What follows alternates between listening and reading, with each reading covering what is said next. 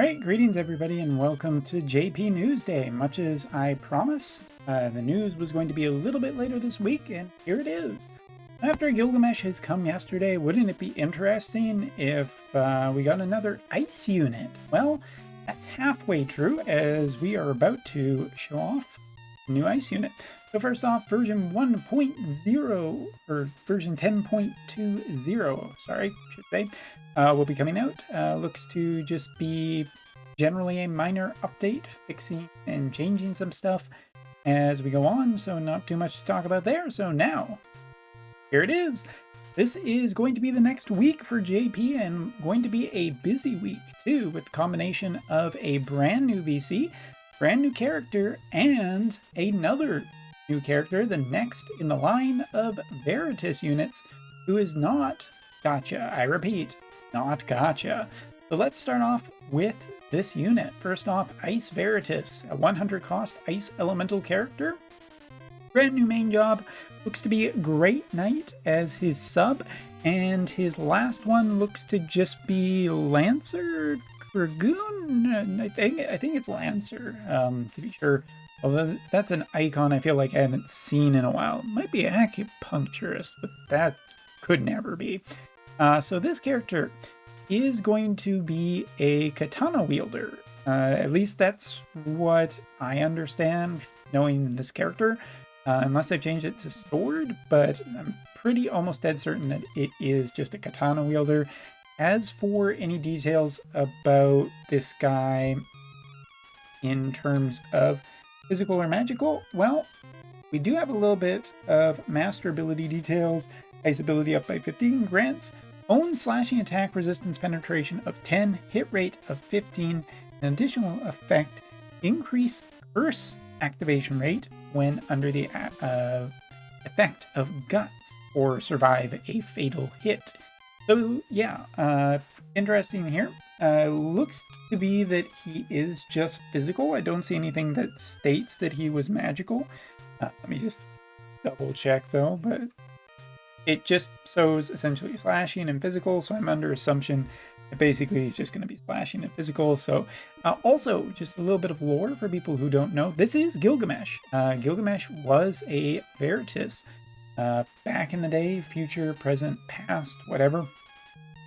So technically, within the span of a couple months, we've seen two new Gilgamesh versions, and kind of could work together, interestingly.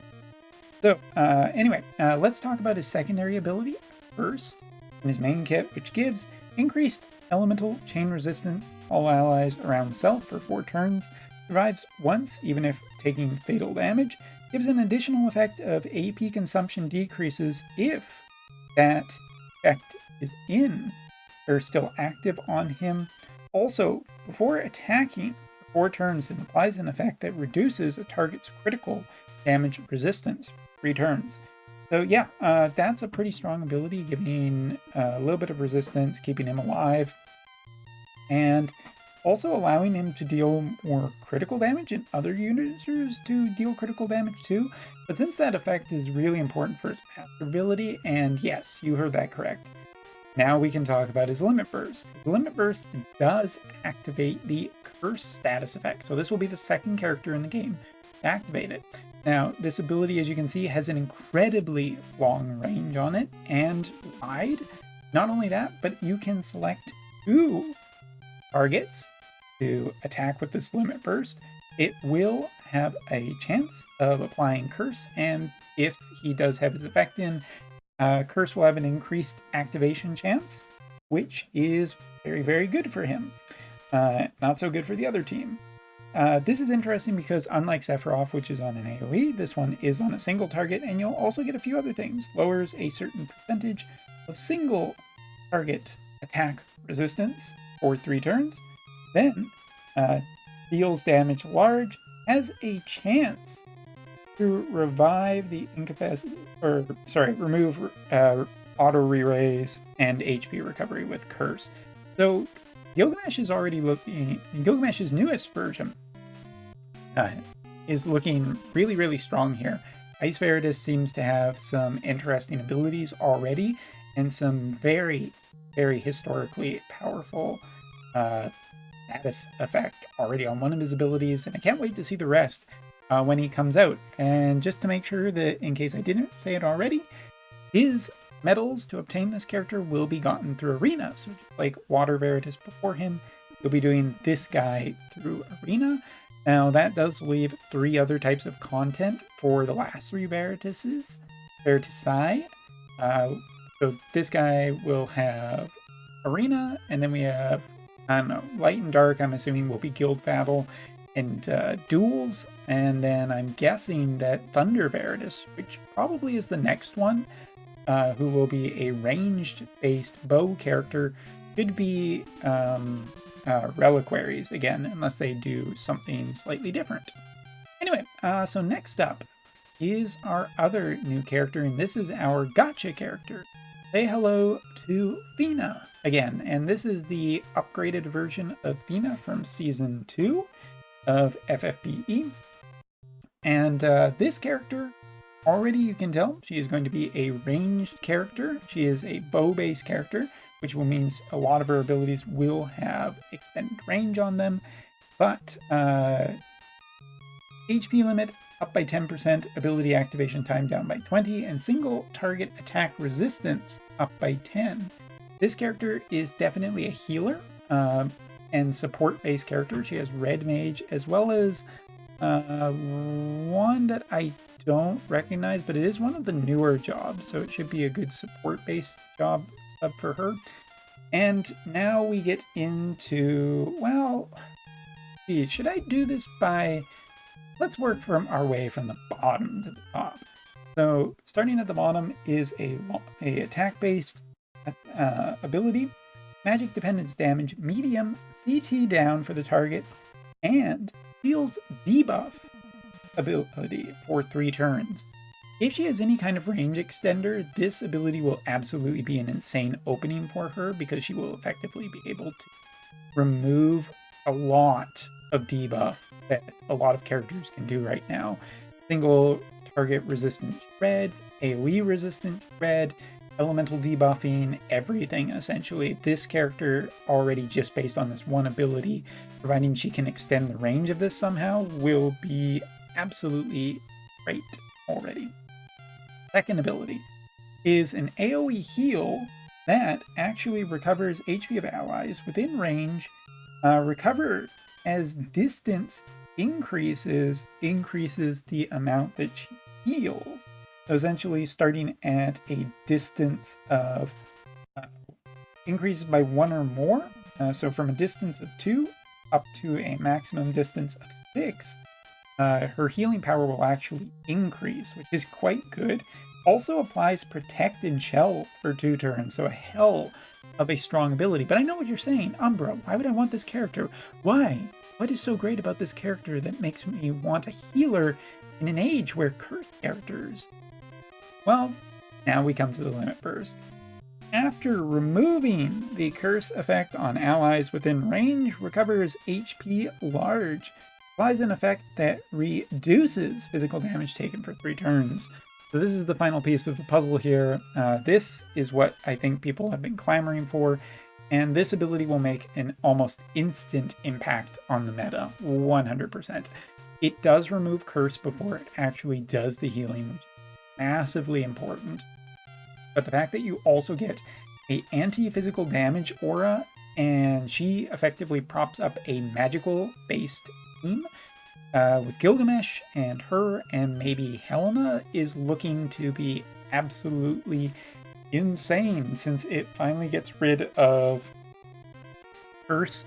And given how strong new characters are, their HP and everything, and this will be a permanent edition character, this one I think is just going to be absolutely meta-defining and should be just kind of the thing that puts Luciel 2 almost in the ground in terms of like her versus, like, if you could only have one, I would say Fina 100%. Of course, like, the amount of curse will drop off because of this, and I think that that will reduce, kind of find an equilibrium eventually between this character and her, or this character and Sephiroth, where some certain percentage, but Sephiroth is still generally good, and one of those things where if Fina isn't present, it probably very, very negative affects winning and outcomes.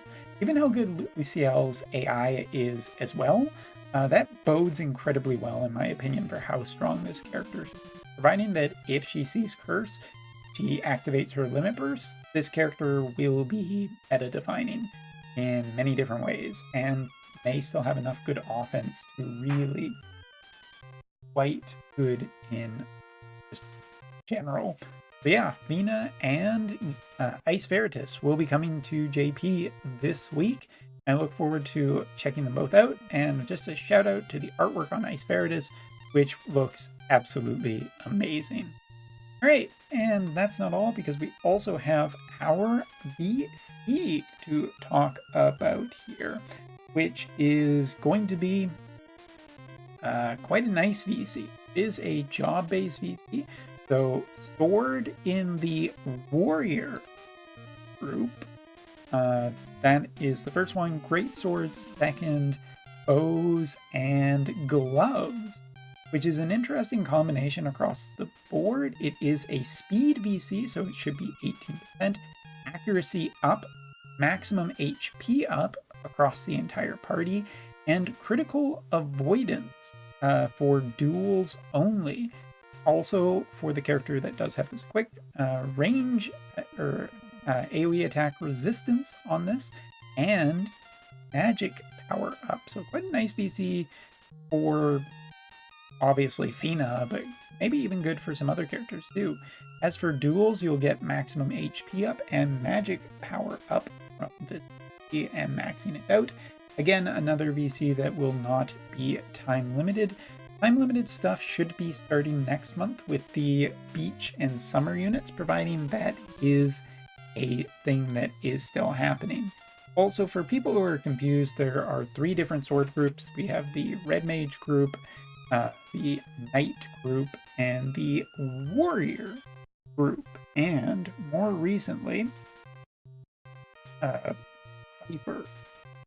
I do believe that he was on that VC, but let me just double check really quickly, because I get these ones.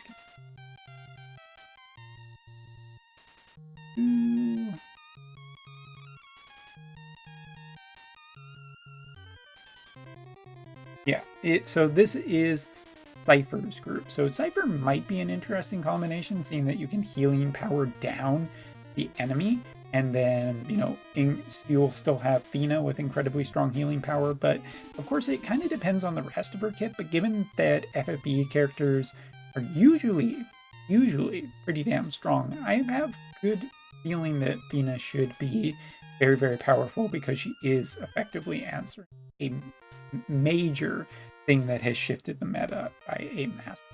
So also should bring light back into the conversation. Pretty nice. Right, looks like my connection is died. Give it a second.